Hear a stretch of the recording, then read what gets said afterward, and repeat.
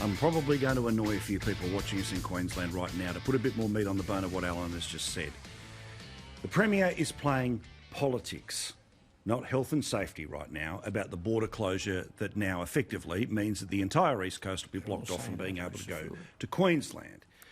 She's made quite an art out of doing these press conferences just before you head off to work and to guarantee that she would get a run all day and then, of course, would be reinforced again on the 6 p.m. news. And here she was today saying that the border must be shut, something that I know after being on the Goldie for a couple of weeks. I know the most Queenslanders probably want.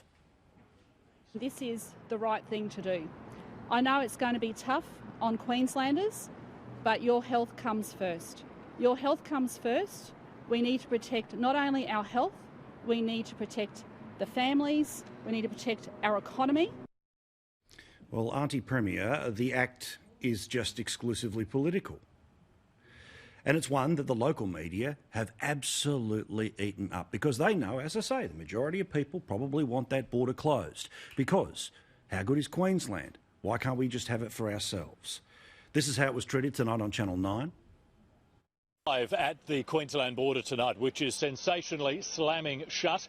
From Saturday, people in all parts of New South Wales and the ACT will join Victorians in being banned from coming to Queensland, our state effectively locking out all of our southern neighbours in a dramatic move to keep out coronavirus. Oh, it's also exciting, Oh my God, we're finally getting what we want. We're going to close the borders. The frothing that was there on the 6 p.m. news. Now, remember last week when it was two Queenslanders who, of course, went to Melbourne, probably got COVID there, then went back, lied their way back into the state. This was supposedly going to be the start of the second wave. Well, fingers crossed, it hasn't. Yes, there have. We've seen that Victoria is not getting better and we're not going to wait for New South Wales to get worse. We need to act, and we have taken the decisive decision to act. I said I will not hesitate. And today is the day. Today is the day that officially we can say the Queensland election campaign has begun, because that's what it's about.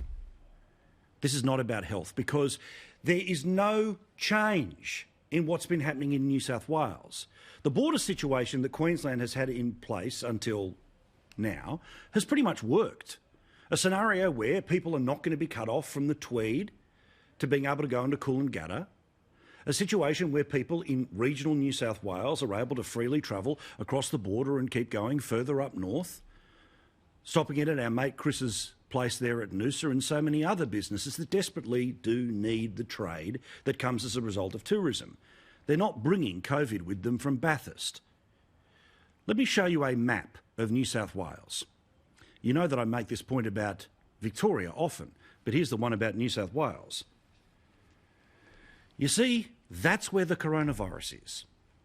It doesn't exist outside of Sydney. Put simply, 125 of the 128 council areas in New South Wales have less than 20 active cases. 98 council areas of the 128 have no active cases. Now, the Premier, or those who say that border must be shut, probably will say, well, hang on, what about the two that are in Byron? That's close enough. That's not Bathurst.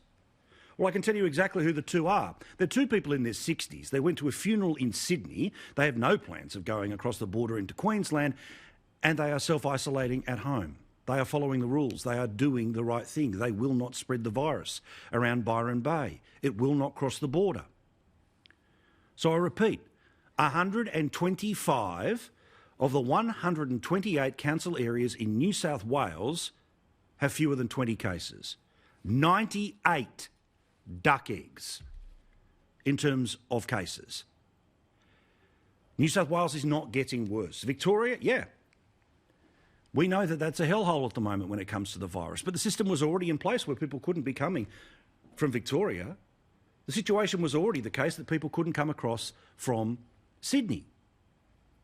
This is politics, and it is politics at its worst form, because it is treating you, my future fellow Queenslanders, as mugs, as idiots, as people who think that somehow the Sunshine State is beautiful one day and perfect the next when it comes to the economy. That's not going to be the case. The states that have had the excessive border closures have had, yes, less virus cases than places like Victoria, but they also have a higher unemployment rate than the national average. In Western Australia, where most of my hate mail comes at the moment because I keep talking about these border issues, they have an unemployment rate that's 1% higher than the rest of the country. Queensland is almost 1 point above the rest of the country. That will get worse. And with an election that is just a few months away, the Premier is very focused on that news poll that came out a couple of weeks ago that showed 51% of people are getting ready to tip the government. She hopes that there is the same fear about the virus north of the Sunshine Coast that will mean she will be able to hold on to the seats around Townsville and in regional Queensland.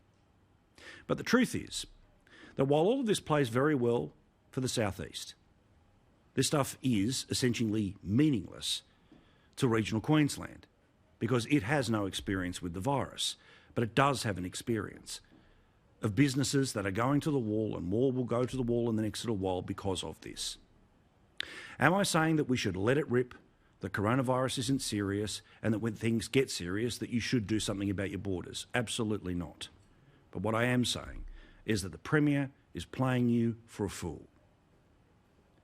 And I'm pretty sure that I know Queenslanders. You're not fools. You show it at federal elections, you show it in same-sex marriage plebiscites, you show it in everyday life.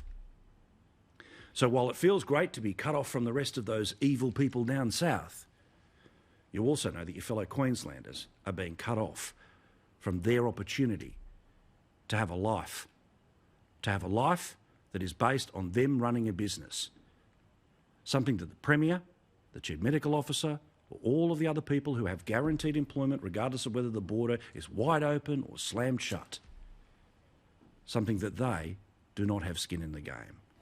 You do.